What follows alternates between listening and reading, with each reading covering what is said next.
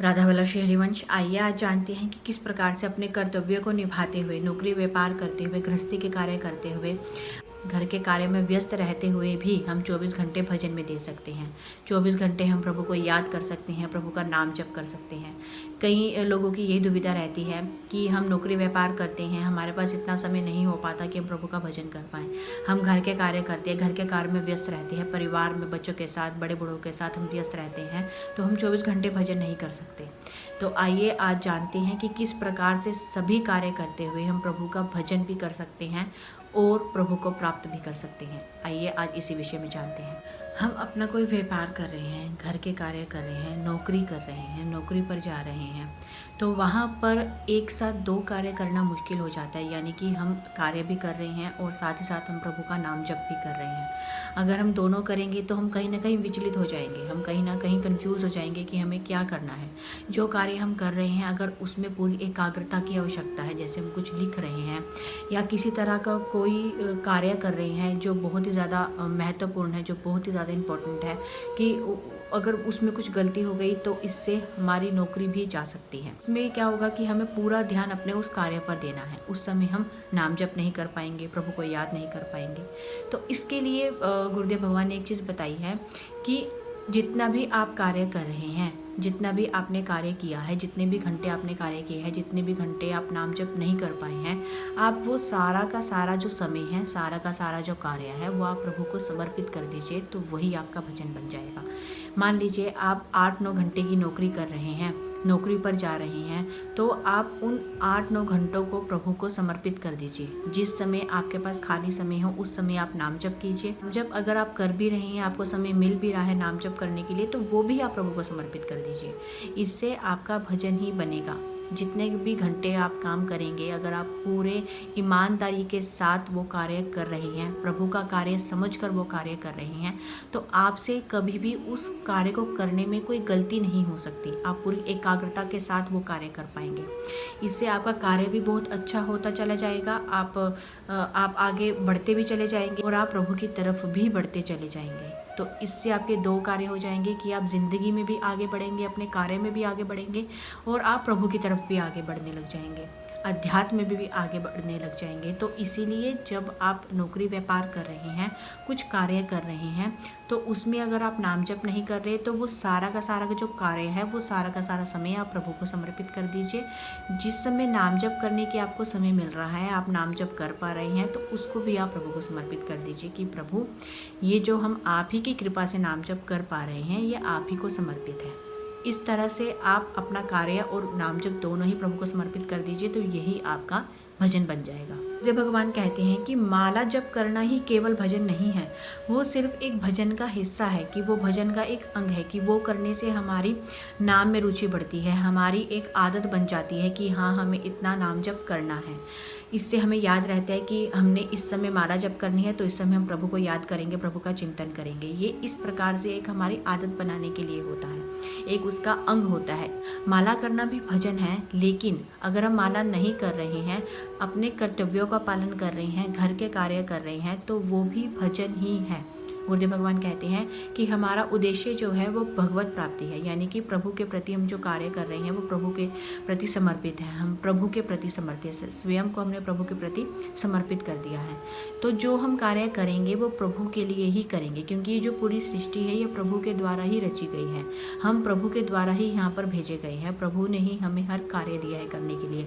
अगर हम वो कार्य नहीं करते हैं, उस कार्य में हम गलतियाँ निकालती हैं कि हम ये कार्य नहीं करेंगे, हमारी ये कार्य करने में रुचि नहीं है, ऐसा नहीं करना। जो कार्य हमें प्रभु ने दिया है वो कार्य हमें करना ही है, उस कर्तव्य को हमने निभाना ही है।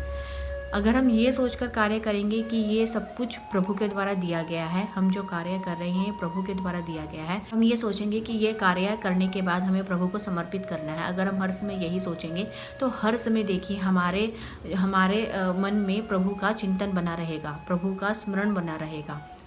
हम कुछ नहीं भी कर रहे, हम भजन नहीं भी करें, लेकिन प्रभु को हम याद करेंगे, तो इससे क्या होगा कि आपका हर समय जो है, अगर आप कार्य कर भी रहे हैं तो हर समय आपका भजन में ही जा रहा है, वो आपका भजन ही बन रहा है। तो इसीलिए इसमें बिल्कुल भी परेशान होने की आवश्यकता नहीं है कि आप जो है 24 घंटे माला जप नहीं कर सकते, आप 24 घंटे बैठकर भजन नहीं कर सकते, आपको बहुत सारे कार्य करने होते हैं। तो इसमें बिल्कुल भी परेशान मत होइए। गुरुदेव भगवान यही कहते हैं कि जो भी आप कार्य कर रहे हैं उसको प्रभु का कार्य समझकर कीजिए और उस कार्य को प्रभु के प्रति समर्पित कर दीजिए। हाँ, जिस समय हमें खाली समय मिल रहा है, कि ऐसा भी होता है कि पूरा समय तो हम कार्य नहीं कर रहे हैं, बीच में कुछ कुछ समय तो हमें खाली मिलता है, तो उस समय ऐसा नहीं है कि उस समय हम कोई ऐसी प्रपंच की बातें कर रहे हैं या फिर अपना मनोरंजन कर रहे हैं, उस समय हम नाम जप नहीं कर रहे, उस समय हमें भगवान को याद नहीं कर रहे हैं, तो ये फिर गलत हो जाएगा। जिस समय हमें समय मिल रहा है, जिस भी समय पर, तो हमें उस समय भगवान को याद अवश्य करना है, नाम जप अवश्य करना है। हाँ, अगर हम कार्य कर रहे हैं तो उस समय हम नहीं कर पा रहे हैं तो उसमें कोई परेशान होने की आवश्यकता नहीं है। वो सब कुछ आप प्रभु के प्रति समर्पित कर देंगे तो वो आपका भजन ही बन जाएगा, 24 घंटे आपका भजन बन जाएगा। उठने से लेकर रात को सोने तक की जो भी क्रिया है, अगर आप प्रभु से प्रार्थना कीजिए कि सुबह उठने से लेकर अब सोने तक की जितनी भी क्रिया है, अगर उसमें हमसे कोई गलती बनी है तो आप उसको हमें बता दीजिए, उसके लिए हमें या तो क्षमा कर दीजिए या तो उसका हमसे प्रायश्चित करवा दीजिए।